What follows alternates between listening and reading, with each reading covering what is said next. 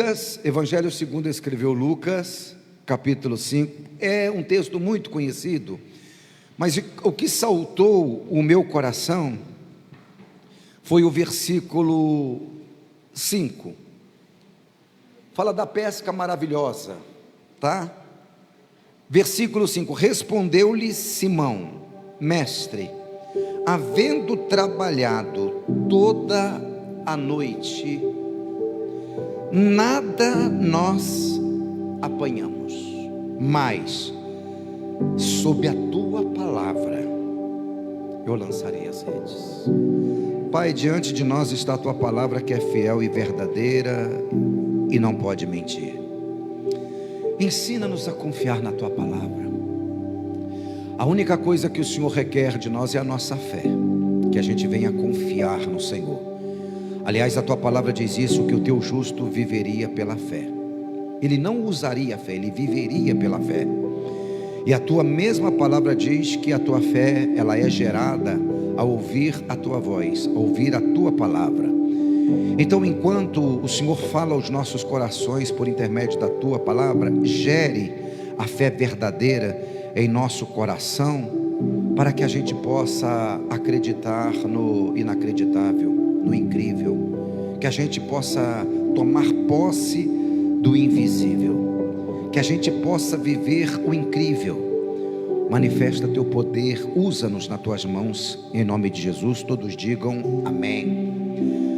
O que interessante aqui, Pedro está dando o relatório dele para Jesus. Trabalhamos a noite toda, ou seja, eu fiz o que eu pude, eu tentei de todas as formas. Diminui isso aí, porque está um barulho, parece que está um helicóptero querendo pousar aqui.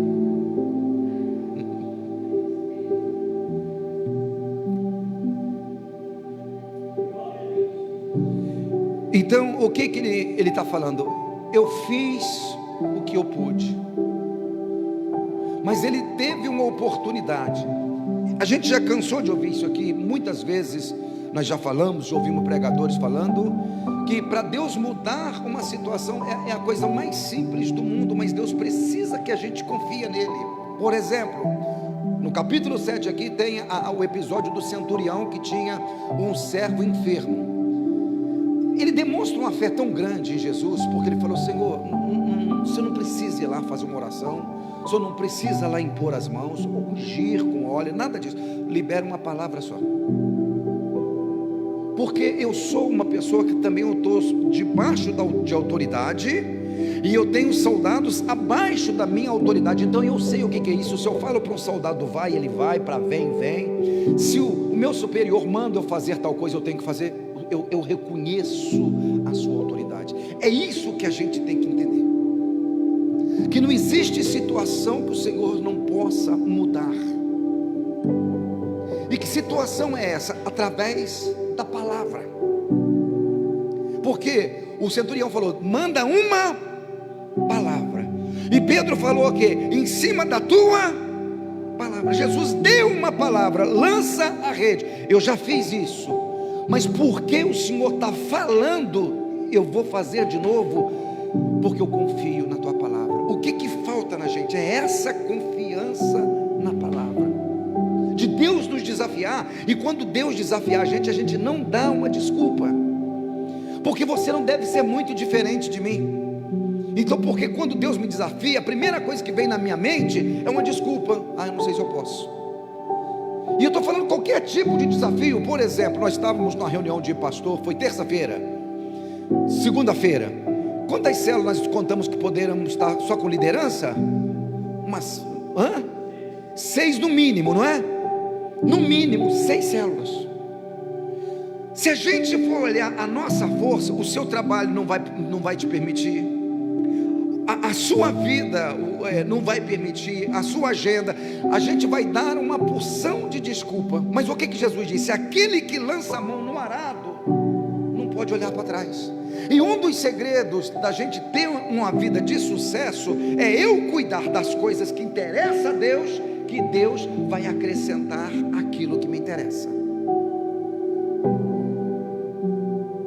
Quando eu me interesso pelas coisas de Deus, que as coisas de Deus em primeiro lugar, se a gente quiser usar uma linguagem bíblica, o reino de Deus em primeiro lugar, Ele garantiu que as demais coisas Ele ia acrescentar. E o que tem um contexto da história ali? Por que vocês estão ansiosos?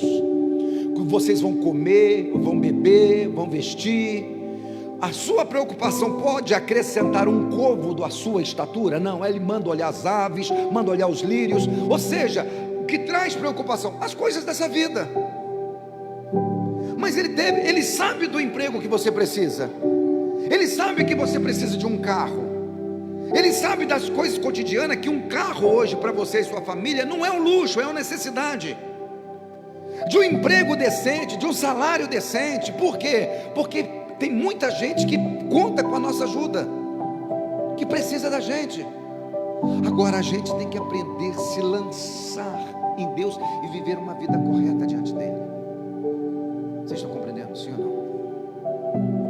O mesmo lugar, não foi outro mar, não foi outro barco, não foi a outra rede, foi tudo a mesma coisa, mas agora Ele está agindo em cima de uma palavra. Então eu e você tem que vir atento para a igreja. A hora que Deus falou, a gente vai e age. Mas o que acontece? A gente começa muito bem, se dá o resultado às vezes nos impede de agir. Se não dá o resultado, a gente desanima.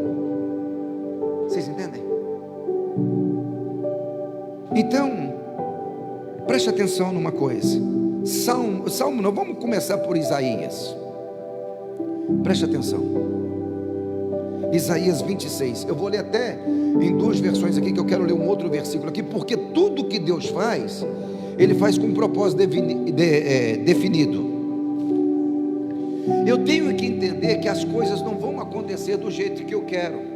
Muitas vezes eu vou ser contrariado, e eu ser contrariado é que eu vou revelar humildade ou arrogância.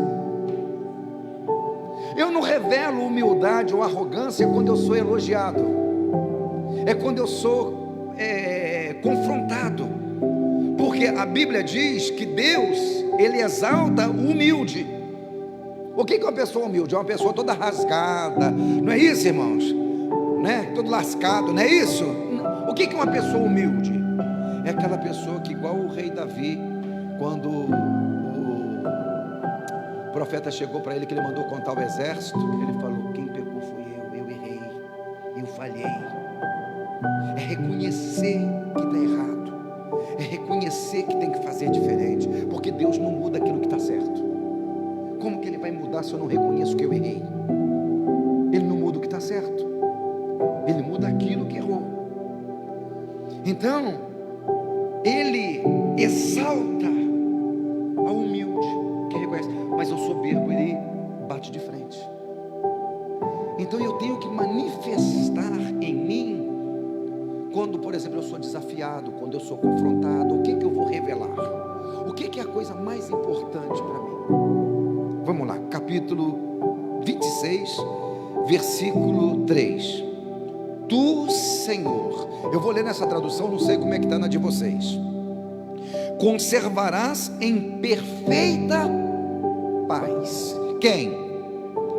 Aquele, não está no plural, não, está no singular, porque é com cada indivíduo que Deus trata. Aquele cujo propósito, o que tem um propósito? É firme. Por quê?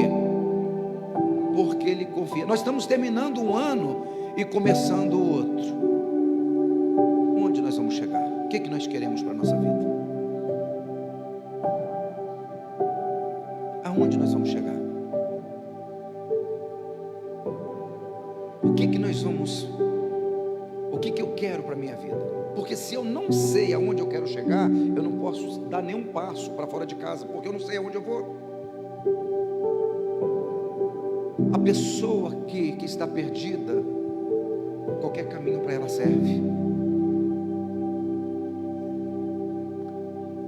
Qualquer caminho que serve.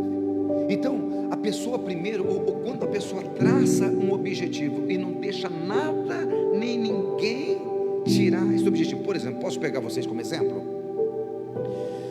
A Bárbara. formar em medicina. Foi fácil? Se fosse calcular, teria começado? Não.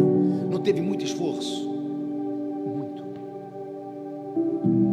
Então eu coloco um plano no coração. Aí de repente o diabo não brinca de ser diabo. Ele vai colocar uma outra situação para ver se eu desisto. Talvez uma situação até mais fácil. Eu vou contar milagre, mas eu não vou falar personagens.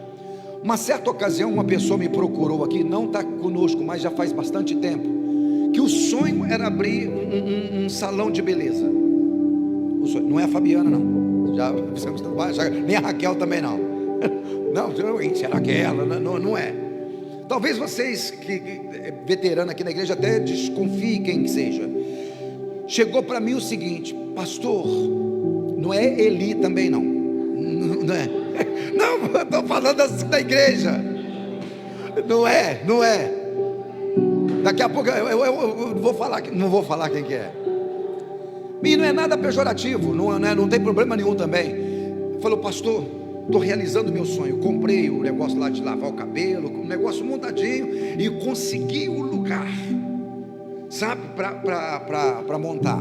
Eu tinha ministrado aqui quando Jacó teve aqueles sonhos, e que o sogro dele fez uma proposta para ele: quanto você quer receber? Você lembra disso?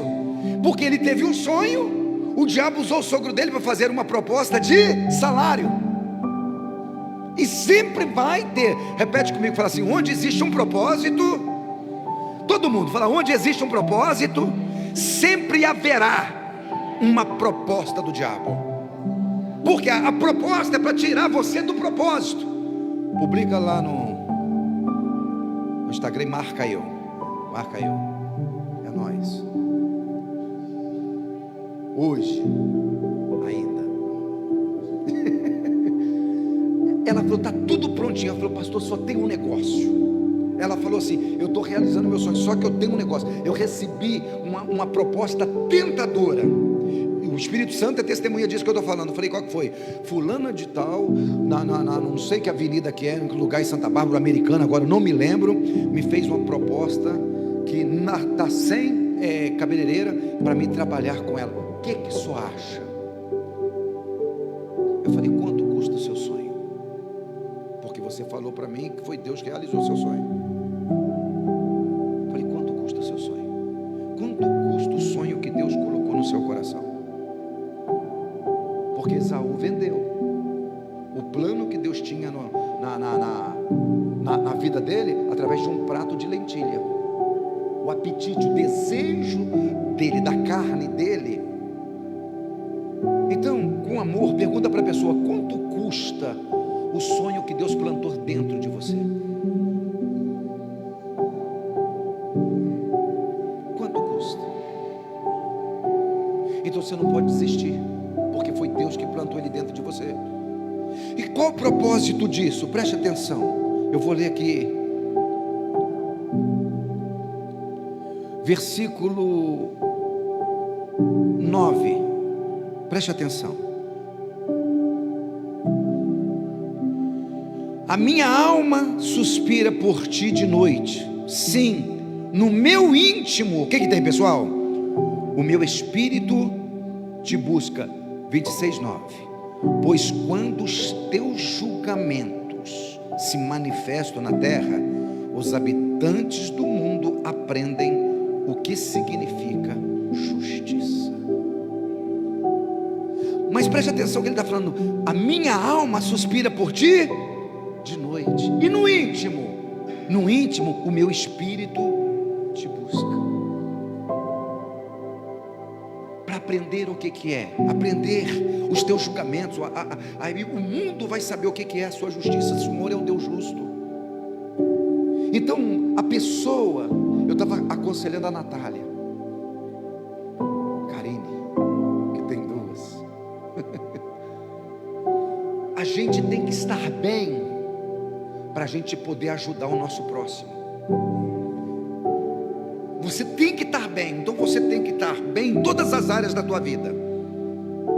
Você tem que estar bem emocionalmente, para você poder ajudar alguém emocionalmente. Você tem que estar bem familiarmente, para a sua família ser bênção na outra família. Você tem que estar bem consigo mesmo. Então, quando você tem um objetivo na vida, um plano na vida, você não depende de ninguém, você depende só de Deus. Olha só, eu não ia abrir, Salmo 127, depois eu vou no 112, a gente vai retrocedendo. Isso aqui é uma palavra que a gente lê sempre, mas olha a profundidade disso.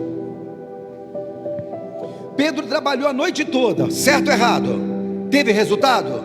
Não. Então você vai entender essa palavra agora melhor. Versículo 1 do 127. Se o Senhor, o que tem? Não edificar a casa, em vão trabalha. Você entendeu, Natália? Então, se o Senhor não intervir, inútil vai ser seu esforço. Inútil vai ser seu esforço. Se o Senhor não tiver nesse negócio, esquece. Esquece. Então, se o Senhor não edificar a casa, em vão, é inútil, em vão trabalha aqueles que edificam. Se o Senhor não guardar a cidade, em vão vigia, sentinela, o vigilante, o guarda. Olha só o que acontece no versículo 2. Inútil, o que é inútil? Levantar de madrugada, mas o que? Repousar tarde, mas o que? Comer o pão que penosamente granjeaste. A pessoa lutou para defender o arrozinho com feijão e o ovinho frito. Pastor, vou no açougue, hoje só compro porco e frango. Carne de boi, faz só, não sei nem o gosto que tem mais. Estou nascendo até pena, pastor, tão frango que eu estou comendo.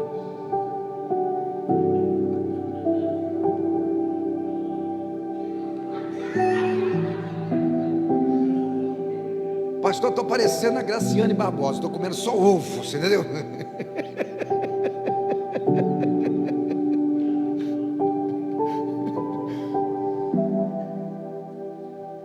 Comer o pão que penosamente granjeaste aos seus amados. O que tem? Ele dá enquanto dorme. Ou seja, a pessoa está dormindo, Deus está velando para ela no outro dia. Mas o que? Se o Senhor não guardar, ou seja, eu coloquei a confiança em quem? Em Deus. A sua palavra. Para a gente encerrar. E assim, em cima dessa palavra você vai agir. Versículo 1 em diante. Eu vou ler o versículo principal. Depois a gente medita em um ou outro. Versículo 6, o principal é o 7. Não será jamais abalado. Será tido em memória eterna. Preste atenção agora. Não o que? O versículo 7. Não terá medo de más notícias. Então vai vir a má notícia? Vai. Ele falou que a gente não vai ter má notícia. Não, ele não falou isso. Ele falou que não vai ter medo das más notícias. Por quê? O seu coração é firme. Firme em quê? Confiante no Senhor. O seu coração, começo do versículo 8, bem firmado, não tem medo. Ele tem má notícia? Ele recebe mal notícia igual o outro recebe, mas qual que é a reação dele? Deus está no controle. Isso não surpreendeu Deus, não pegou Deus de surpresa. Ele está a par. Ele está no controle da minha vida. Então aí você vai ver aqui como que começa o versículo 1. A minha Bíblia começa aleluia. Tem alguma Bíblia que diz louvado seja o Senhor?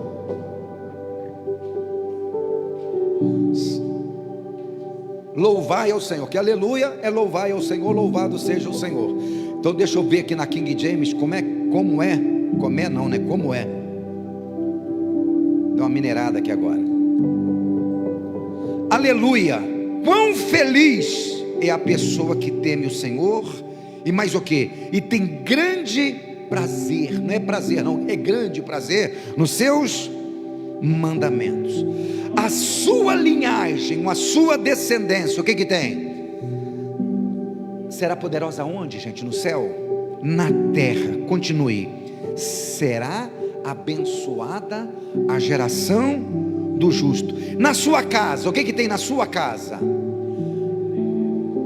A minha Bíblia diz aqui, é tradução aqui, ó, a prosperidade e riqueza. Por quê, pastor? Prosperidade é uma coisa, riqueza é outra. Tem gente que tem dinheiro, mas não é próspera. A prosperidade e riqueza, a sua justiça permanece para sempre. Olha o versículo 4: ele desponta nas trevas como a luz. Ou seja, está ruim para todo mundo, mas a pessoa se destaca, ela é diferente. Ela desponta nas trevas como luz para os homens retos, é benigno, piedoso e justo. O versículo 5: bem-aventurado quem se compadece e empresta com generosidade, com honestidade administra todos os seus negócios. Falei, eu tomo posse dessa palavra. Você vai ter um negócio próspero em nome de Jesus. Deus vai fazer prosperar o seu negócio.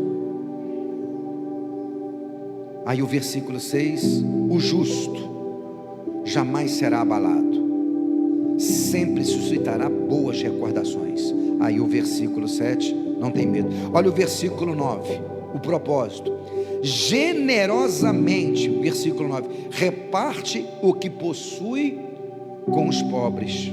Generosamente distribui com os pobres, a sua justiça permanece para sempre, o seu poder. Por que Deus quer te dar além do que você precisa? Para você distribuir com quem necessita. Você vai ser uma pessoa generosa, você vai ser igual a Jesus. O que você tem, você vai dar. Pedro e João falaram: não tenho ouro nem prata, mas o que eu tenho eu te dou. Toma aqui, levanta e anda. Mas se você tem ouro e prata, a pessoa precisa de ouro e prata. É ouro e prata que nós vamos dar. Mas eu quero terminar aqui, sem abrir a Bíblia, o que Pedro falou que é muito forte. Eu trabalhei a noite toda. Ou seja, o meu esforço tão somente não valeu de nada. Mas agora, em cima da tua palavra, eu vou me esforçar de novo. O Senhor não fez o peixe pular dentro do barco, Ele poderia fazer isso, não. É o meu esforço, mas em cima da palavra. É o meu esforço em cima da palavra. Por isso que você vai ver que os nossos irmãos no passado, quando eles recebiam a palavra de Deus, a primeira coisa que eles faziam, construíam um altar. Eles agiam em cima da palavra. Agiam em cima da palavra. Deus liberou uma palavra. Abraão, capítulo 14: levanta os teus olhos, norte, sul, leste, oeste. Agora percorre a terra que eu vou te dar. A hora que ele terminou de fazer isso, edificou, pois, Abraão um altar. Uma aliança. É um sinal que eu acreditei naquilo que Deus falou. Fecha a sua Bíblia, por gentileza. Que Deus abençoe a sua vida, você que está em casa, tá bom? Domingo a nossa Santa Ceia, se você quiser, for de Santa Bárbara, Americana, perto aqui, pode estar participando conosco em nome de Jesus.